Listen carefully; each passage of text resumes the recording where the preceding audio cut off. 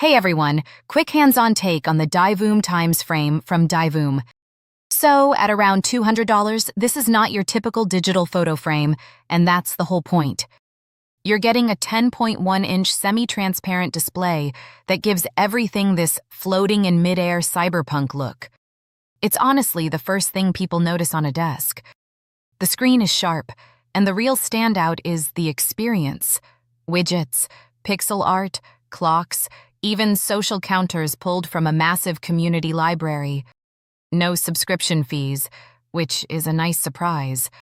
I also really like the physical rotary knobs on the side.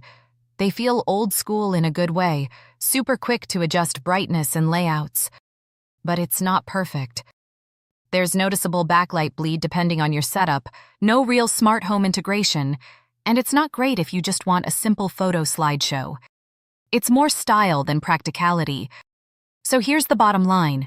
If you want a statement desk piece or you're building a themed setup, it's worth it. If not, you're better off with a regular digital frame.